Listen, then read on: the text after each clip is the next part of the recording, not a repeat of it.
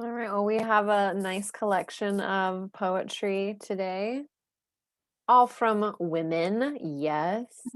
Mhm. Not that, men aren't fabulous too, but, it's about time us women get more representation in multiple avenues of life. So we wanted to feature women this month. And I'm so glad you initiated that. I was looking at my poetry collection and it's mostly men. Most of my poetry collection is men. Well, it's about 50-50 on the poetry, but Yeah. everything, all my other books, it's really man heavy. And I've been wanting to now only buy women writers for a while just to balance things out. Yeah, I need to get some more female poets for sure. Yeah. But I was also thinking, we initially talked about this having the theme of spring, and then it sort of turned to no, let's have all women poets. But I thought, spring is about earth, the earth budding and coming alive, and you cannot get more feminine than that. So it's still very tied together, I feel like, using female poets to usher in spring. I wholeheartedly agree. Yeah. So we'll start, and this isn't quite a poem, but it is from one of our favorite poets that we read, I think, in every poetry and tea, Mary Oliver. She's got a large collection, so many books. This actually comes from a poetry handbook. It's a guide to understanding and writing poetry. And even just reading this book is like poetry, but she has a lot of fabulous things to say about poetry. And I wanted to read these two short little paragraphs to lead us in. And then we Right. each have a Mary Oliver poem. Okay, so this is a little something about poetry from Mary Oliver. Poetry is a river. Many voices travel in it. Poem after poem moves along in the exciting crests and falls of the river waves. None is timeless. Each arrives in a historic context. Almost everything in the end passes. But the desire to make a poem and the world's willingness to receive it, indeed the world's need of it, these never pass. If it is all poetry and not just one's own accomplishment that carries one from this green and mortal world, that lifts the latch and gives a glimpse into a greater paradise, then perhaps one has the sensibility, a gratitude apart from authorship, a fervor and desire beyond the margins of the self.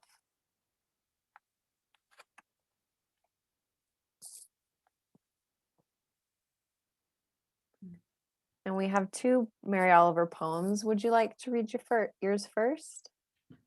Let's see. I may have read this one before.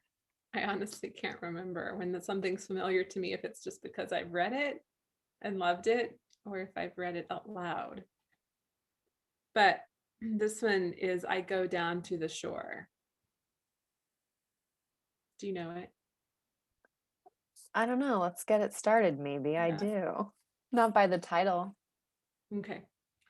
I go down to the shore in the morning, and depending on the hour, the waves are rolling in or moving out, and I say, oh, I am miserable. What should I do? And the sea says in its lovely voice, excuse me, I have work to do.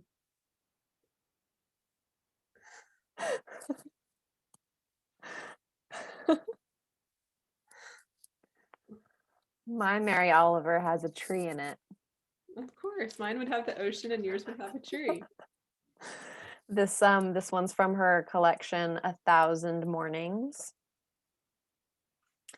And it's green. Green is my sister's house. Don't you dare climb that tree, or even try, they said, or you will be sent away to the hospital of the very foolish, if not the other one. And I suppose, considering my age, it was fair advice. But the tree is a sister to me. She lives alone in a green cottage high in the air, and I know what would happen. She'd clap her green hands, she'd shake her green hair, she'd welcome me. Truly. I try to be good, but sometimes a person just has to break out and act like the wild and springy thing one used to be. It's impossible not to remember wild and want it back. Hmm. So, if someday you can't find me, you might look into the tree. Or, of course, it's possible under it. Mm, that's so good. I know. It's impossible to remember wild and what? And It's not want it back. impossible not to remember wild and want it back. Mhm. Mhm. Mm. Thank you, Mary Oliver. We love you. Yeah.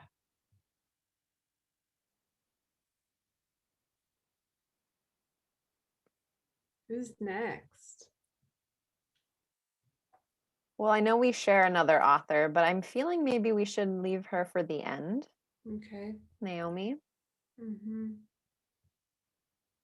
Well, on that note of wild, then I'm going to read from this is prose, but she writes in a very poetic way from Clarissa Pinkola Estes's book, Women Who Run with the Wolves: Myths and Stories of the Wild Woman Archetype. So, kind of in line with this thought of the earth itself being feminine, like that our bodily experience and our earthly experience is a feminine energy or a feminine archetype. These are about her. This passage is about the feminine body and the wildness of it. And I think as I was reading, I was kind of finding myself drawn to passages and poems that are a little bit on the edgy, like raw side. And I think that, so much of our culture, at least the one I am from, represses that side of the feminine. You're supposed to be a good girl, and that looks and sounds and acts a certain way. So to have something else have permission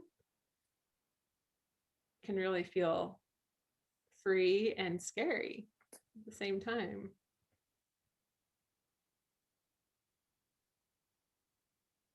Okay.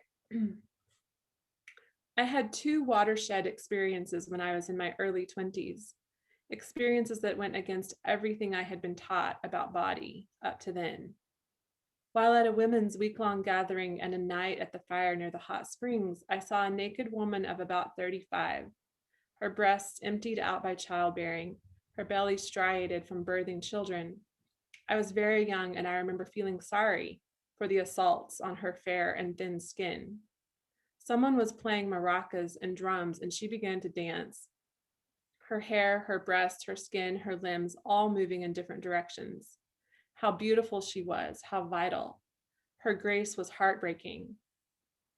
I saw what I had been taught to ignore: the power of a woman's body when it is animated from the inside. The second awakening involved a much older woman. Her hips were, according to common standard, too pear-shaped, her bosom too tiny, and she had thin, purpley little veins all over her thighs, a long scar from a serious surgery going around her body from rib cage to spine, in the manner in which apples are peeled. Her waist was perhaps 4 hands wide. It was a mystery then why the men buzzed about her as though she were honeycomb. Her smile was dazzling, her gait so beautiful, and when her eyes looked, they truly took in what they were looking at. I saw again what I had been taught to ignore: the power in the body. The cultural power of the body is its beauty, but power in the body is rare, for most have chased it away with their torture of or embarrassment by the flesh. It is in this light that the wildish woman can inquire into the numinosity of her own body and understand it not as a dumbbell that we are sentenced to carry for life, but a series of doors and dreams and poems through which we can learn and know all manner of things. In the wild psyche, body is understood as a being in its own right, one who loves us, depends on us, one to whom we are sometimes mother, and who sometimes is mother to us. I so love that last little, I mean, I love the whole thing, but that last little couple of sentences, wow. A series of doors and dreams and poems through which we can learn and know all manner of things. Mm. Yeah. She's a powerful writer for the feminine. Does she have other books? She does. And there's a new one. I can't remember the title of it. I need to check her out. I Yeah. like how she talks about body. Mm-hmm. I'm going to keep on this thread of wildness Yay. and share a little bit of Mira. This is not all Mira. This comes from a book called Love Poems from God, 12 Sacred Voices from the East and West. It's actually a mix of male and female voices, but there's a couple females in here, and I'm pulling from Mira. Let me find her. And just a little on Mira, if you're curious. Mirabai, 1498 to 1550. So she might be our oldest poet that we're sharing from. She is the most renowned woman poet saint of India. Her songs sung by Hindus, Muslims, and Sikhs alike. She was born a princess in the area of Rajasthan. It has been said that when Mira was a small child, she brought a plate of food to a sadhu, a wandering ascetic, at the palace gate. He whispered a few words in her ear and bestowed a tiny statue of Krishna into her hand, which she forever treasured. There are no other accounts of her having had a teacher or formal religious instruction, so perhaps those few words held some key to a spiritual awakening. Mm-hmm. I like that. And I have 3 readings from her. They're fairly brief. There's more that are way wild, but these were the ones I was most attracted to.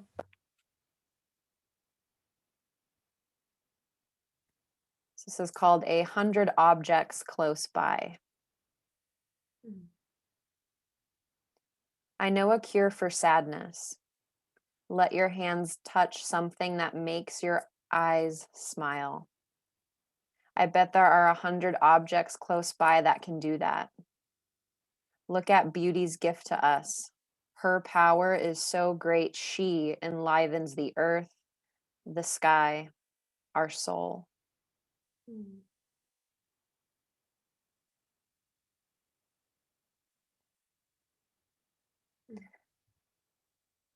A great yogi. In my travels, I spent time with a great yogi.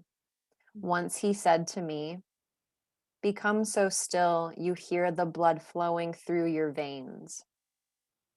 One night, as I sat in quiet, I seemed on the verge of entering a world inside so vast, I know it is the source of all of us. Mm-hmm.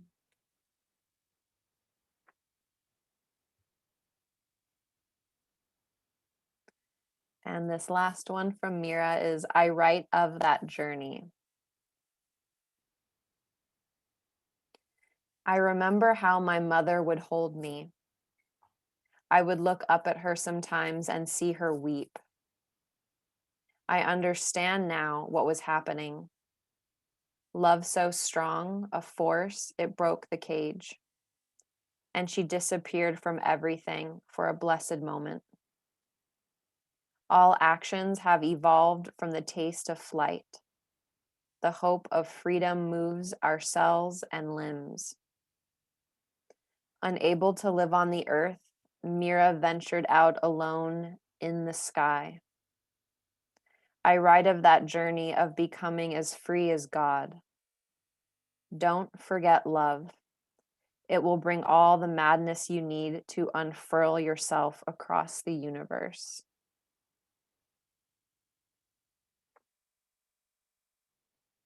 Mm. Her other readings are quite sensual, in case you're wondering. Okay. So she's in here, and I'm sure there's another series of just her, a book just dedicated to her. Mm. But some of them are playful and sensual and delightful as Mhm. well. So Wow. that's Mira. That's exciting because from what she just said about escaping into the sky, I thought maybe she was more like maybe there was less of that human experience in her writing. Oh, there's a lot of human experience Nice. throughout. So yeah, I would, me, I was like, oh, these really felt Mhm. lovely, but there's some other really playful ones and very human ones for Mhm. sure. Yeah. Well, I'm going to venture into Rupi Kaur, Yes. who is a contemporary female poet who writes, really short poems. Um, Her latest book has just been released into print of poetry, and it's a bestseller worldwide, but it's called Homebody, which, from our practices and background, we love, right? Yes. So these are all poems, I believe, from this new book, and she posts poems on her Instagram page. So she's really easy to follow and find her richness. Um, so I'm going to read several. I, as you were reading Mary Oliver's first paragraphs about poetry, they really apply to Rupi Kaur in that everything she writes is placed within a context, a historical context. So it's very much about all the things that are going on in our culture right now of bodily repression, repression of the feminine, racial issues, issues of inequality and injustice. That all very much comes through in her voice. So I'll read several, if that's okay. They're pretty brief. I will never have this version of me again. Let me slow down and be with her. Mm.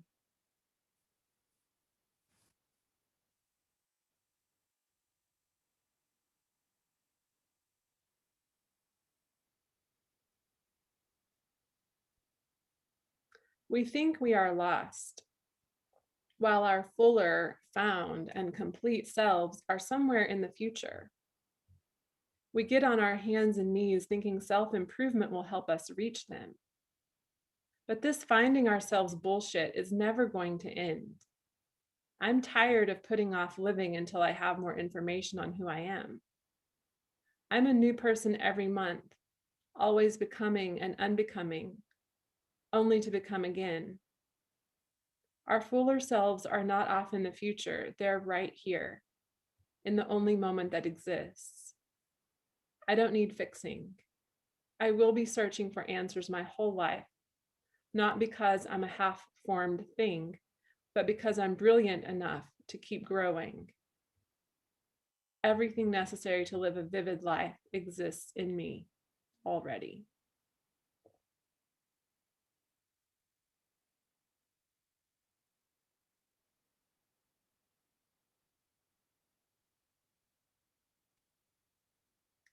On days I could not move, it was women who came to water my feet until I was strong enough to stand. It was women who nourished me back to life.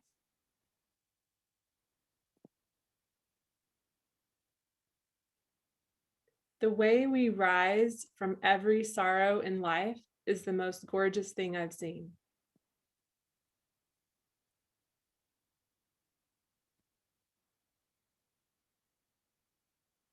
It was when I stopped searching for home within others and lifted the foundations of home within myself. I found there were no roots more intimate than those between a mind and body that have decided to be whole. Mm.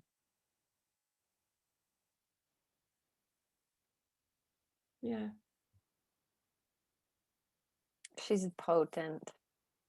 Potent is a good word for her. I saw her a few years ago at a Mm, reading, and she's potent. wow. She has a presence, the way she delivers. Yeah. Her Mm, words feel so powerful and courageous. mm, mm.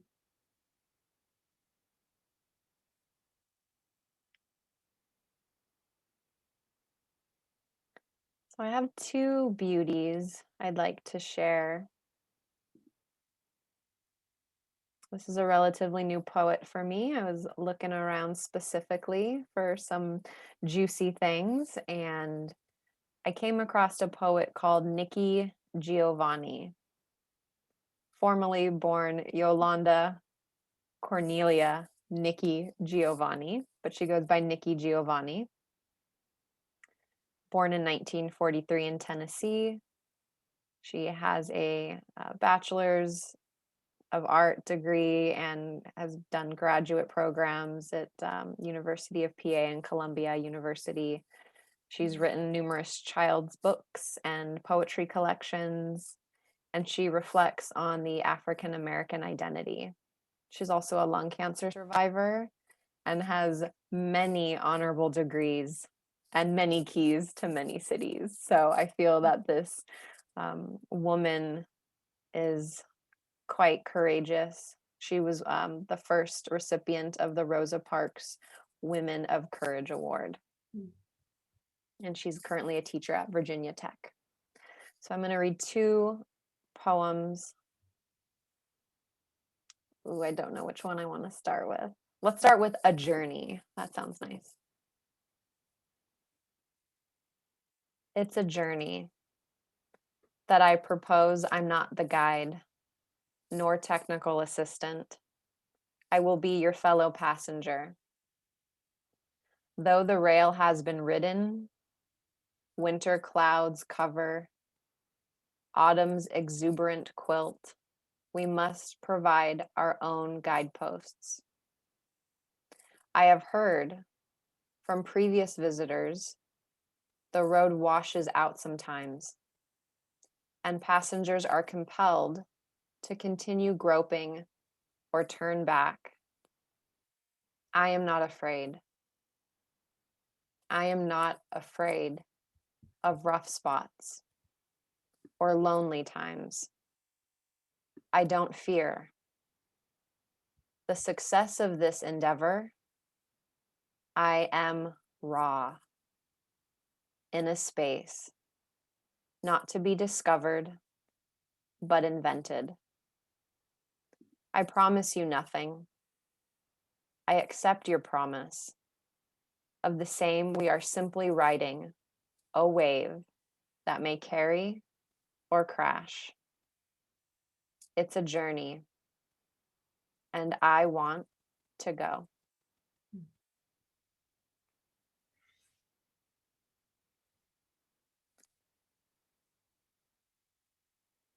This next one is called Quilts, and she has noted it's for Sally Sellers.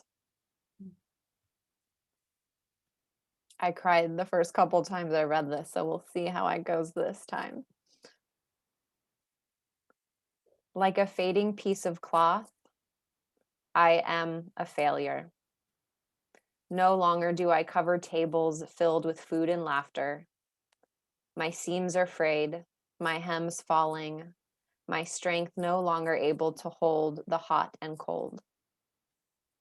I wish for those days when, just woven, I could keep water from seeping through, repelled stains with the tightness of my weave, dazzled the sunlight with my reflection. I grow old, though pleased with my memories. The tasks I can no longer complete are balanced by the love of the tasks gone past. I offer no apology, only this plea. When I am frayed and strained and drizzle at the end, please someone cut a square and put me in a quilt. that I may keep some child warm and some old person with no one else to talk to will hear my whispers and cuddle near. Hmm. Almost made it. Ooh, that's beautiful. Yeah, Real. that's Nikki Giovanni. She's got many, many books out there, many poem collections and children's books. Mhm. Yeah, I feel that just even in my own experience, sort of in the middle of generations. I have grandparents who are 93 and failing. I have a 2-year-old little boy, and I'm sort of the one in the middle right now who can hold the hot and the cold and keep the water from seeping through. And yet I feel my own frailty, Mm-hmm. And then the aging comes, and how much we want to still matter and be remembered, and even just I'm captured by the beauty that of the people who take the time to piece squares together into quilts. Yes.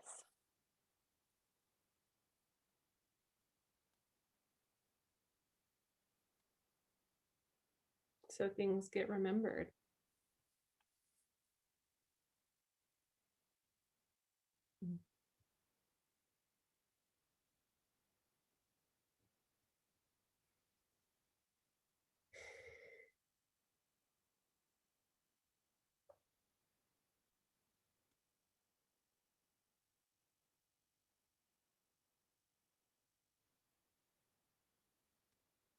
Are we going to share Naomi next, or do you have somebody else?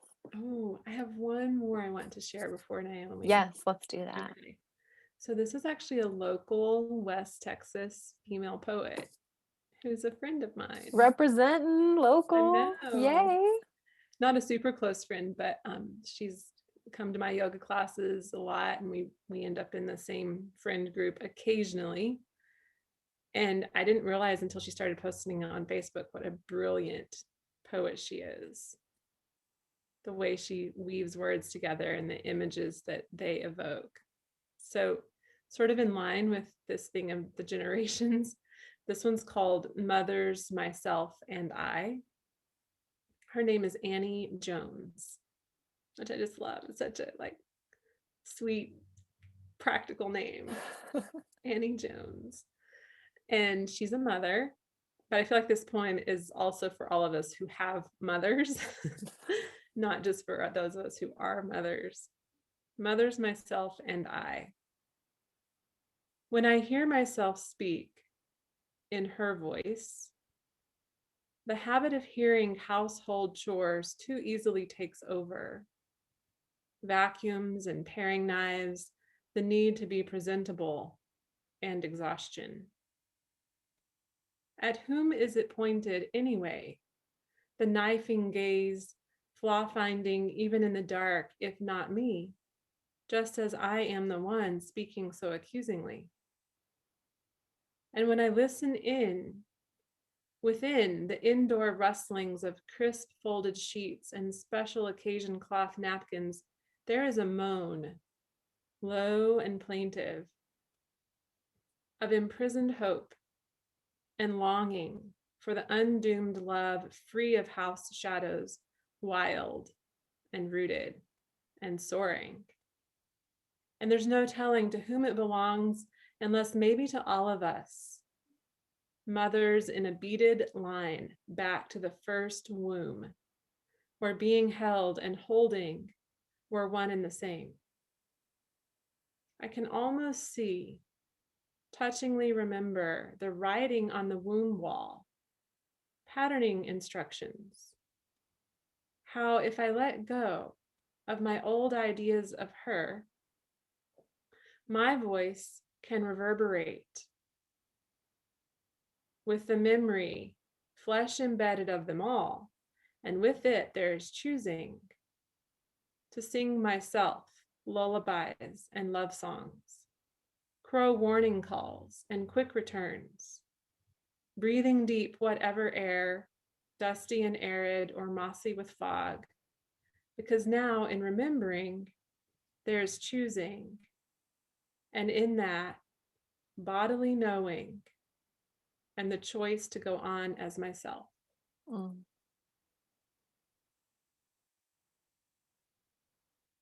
It's like layers and layers Well, yes, in that. Mm-hmm. that's rich. Mm-hmm.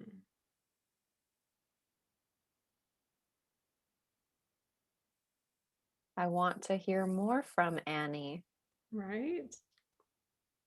Have to friend her on Facebook. You don't, yeah, you have Facebook. No? Okay. No.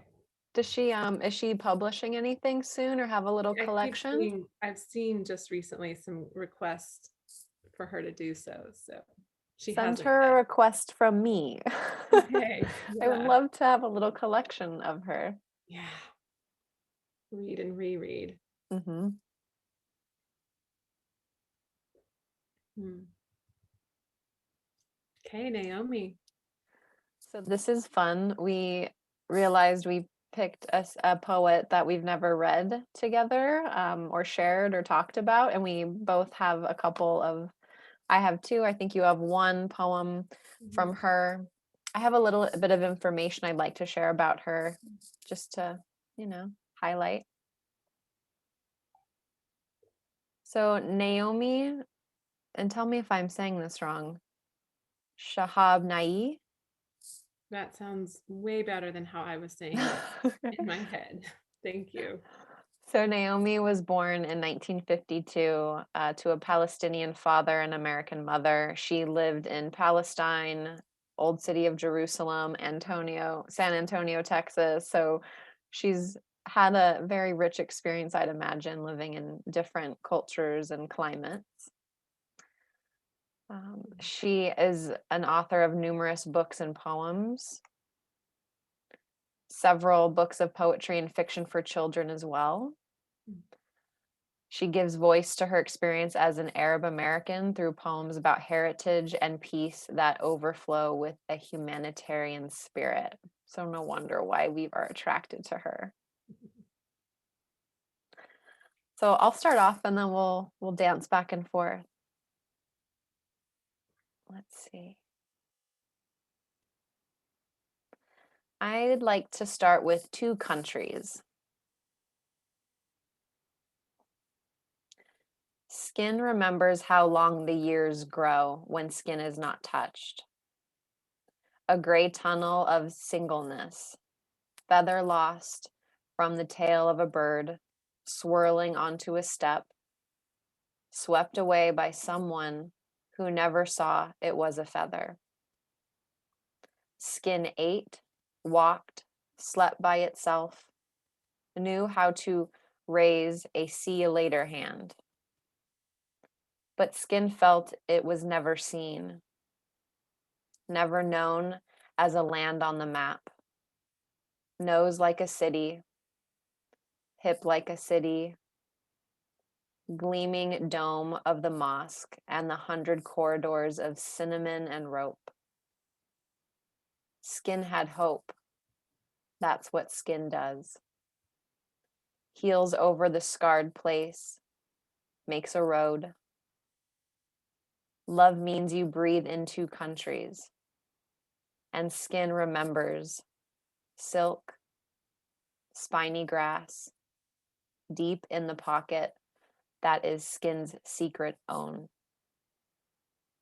Even now, when skin is not alone, it remembers being alone and thanks something larger, that there are travelers, that people go places larger than themselves. Wow. Phew. She Okay. had me at skin. Of course you did. I know. I was feeling Abhyanga through the whole thing. I was like, oh yeah. mm, Marma points. Yes. Yeah, I definitely want that one. Mm.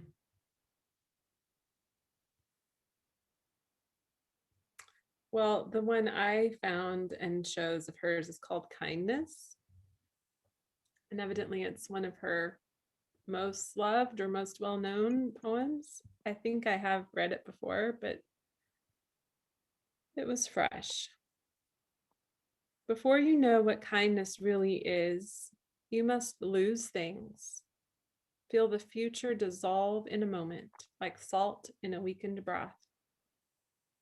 What you held in your hand, what you counted and carefully saved, all this must go so you know how desolate the landscape can be between the regions of kindness. How you ride and ride, thinking the bus will never stop. The passengers eating maize and chicken will stare out the window forever. Before you learn the tender gravity of kindness, you must travel where the Indian in a white poncho lies dead by the side of the road.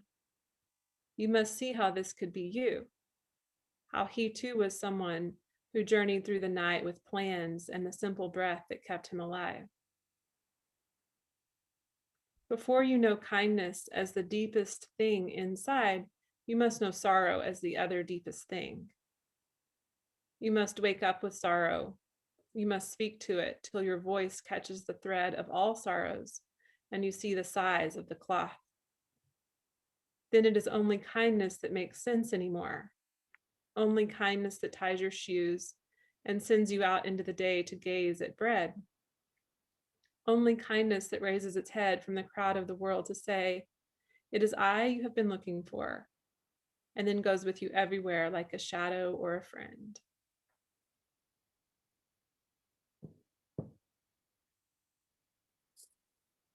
I love it. It's so sweet.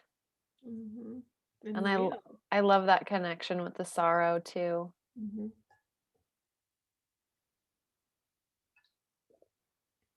Yep. Mm. I'm going to finish this off Yes. with a last. From Naomi, this is famous. Mm. The river is famous to the fish. The loud voice is famous to silence, which knew it would inherit the earth before anybody said so. The cat sleeping on the fence is famous to the birds watching him from the birdhouse. The tear is famous briefly to the cheek. The idea you carry close to your bosom is famous to your bosom. The boot is famous to the earth, more famous than the dress shoe, which is famous only to floors. The bent photograph is famous to the one who carries it, and not at all famous to the one who is pictured. Mm. I want to be famous to shuffling men who smile while crossing streets, sticky children in grocery lines, famous as the one who smiled back. I want to be famous in the way a pulley is famous or a buttonhole, not because it did anything spectacular, but because it never forgot what it could do. Mm. Whew. Mm. That makes me happy. On my walk today, there was a little girl riding a bike who just, we were taken by each other, and I had read this before and just kept engaging and smiling, and she was singing, and I didn't know what the song was, but I was dancing, and it was just like that, right? Like I could Mm. do this. Mm. Totally. Yeah. Wow. Mm.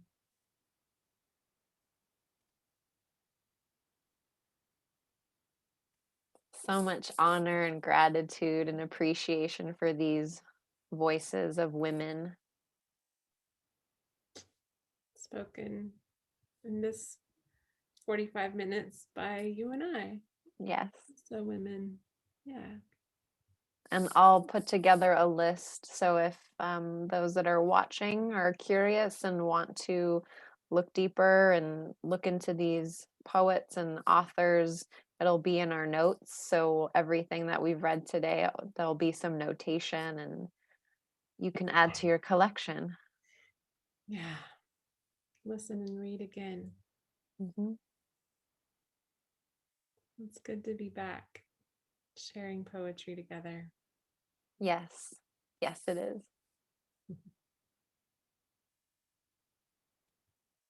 Until next time. Ah, next time.